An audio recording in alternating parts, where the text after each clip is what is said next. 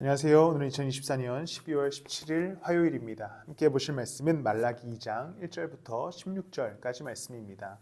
어제 말씀드렸듯이 말라기의 시대적 상황은 포로에서 돌아오고 예루살렘의 성전과 성벽을 재건한 후 100년 정도가 흐른 상태였고, 그들은 그 가운데 종교적으로 율법적으로 타락해 있었고, 그러자 하나님께서 그들에게 심판의 메시지 또 회복의 메시지를 전달하는 성경입니다.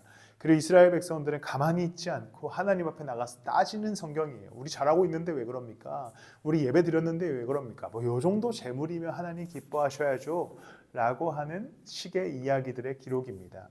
그리고 오늘 2장에서는 이제 제사장들을 하나님께서 혼내시죠. 제사장들을 어떻게 혼내시냐면 2장 3절에 보면, 나는 너희 때문에 너희 자손을 꾸짖겠다. 너희 얼굴에 똥칠을 하겠다. 너희가 바친 희생 제물의 똥을 너희 얼굴에 칠할 것이니 너희가 똥무더기 위에 버려지게 될 것이다. 하나님의 제사장들을 이렇게 심판하신다는 거예요. 내가 니네 얼굴에 똥칠해 버릴 거야. 똥무더기에 버려버릴 거야. 왜 그럴까요? 왜 이렇게까지 하나님이 화가 나셨을까? 이렇게 극단적인 표현, 똥을 묻히겠다라는 표현까지 쓰시면서 하나님이 얘기하시는 이유는 이제 8절과 9절에 등장합니다. 그러나 너희는 바른 길에서 떠났고 많은 사람들에게 율법을 버리고 곁길로 가도록 가르쳤다. 너희는 내가 레위와 맺은 언약을 어겼다. 나 만군의 주가 말한다. 그러므로 나도 너희가 모든 백성 앞에서 멸시와 천대를 받게 하였다. 너희가 나의 뜻을 따르지 않고 율법을 편파적으로 적용한 까닭이다. 탓이다. 제사장들은 하나님의 길에서 떠나 있는 상태로 이스라엘 백성들에게 말씀을 가르칩니다. 그러니까 이스라엘 백성들이 어떻게 되겠습니까? 기울어지는 거죠. 하나님의 말씀이 사라지고 정의가 사라집니다. 심지어 이 말씀을 가지고 편파적으로 이용했대요. 자기네들이 원하는 뜻에 따라 원하는 입맛에 따라 말씀을 가르치고 해석하고 백성들을 이끌어가는 문제가 이들 가운데 있었던 것입니다. 그러니까 하나님이 이들을 심판하시겠다고 하시는 것이죠.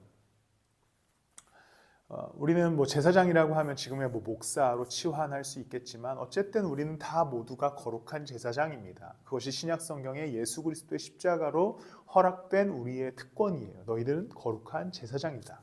그럼 제사장은 어떻게 살아가야겠습니까? 곁길로 가면 안 되는 거죠. 진리 안에 머물러야 되는 겁니다. 말씀 안에 거해야 되는 거예요. 편파적으로 성경을 해석해서는 안 됩니다. 내가 원하는 대로, 내가 삶이 편한 대로, 내가 그냥 마음이 평안한 대로 말씀을 볼 수는 없습니다.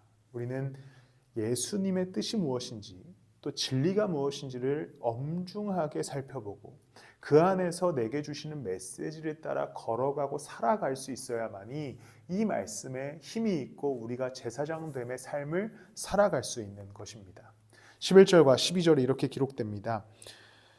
유다 백성은 주님을 배신하였다. 예루살렘과 이스라엘 온 땅에서 추악한 일이 일어나고 있다. 유다 백성은 주님께서 아끼시는 성소를 더럽히고 남자들은 이방 우상을 섬기는 여자와 결혼까지 하였다. 이제 결혼의 문제, 그러니까 이스라엘 백성들이 이방 사람과 결혼하는 문제를 이야기하시면서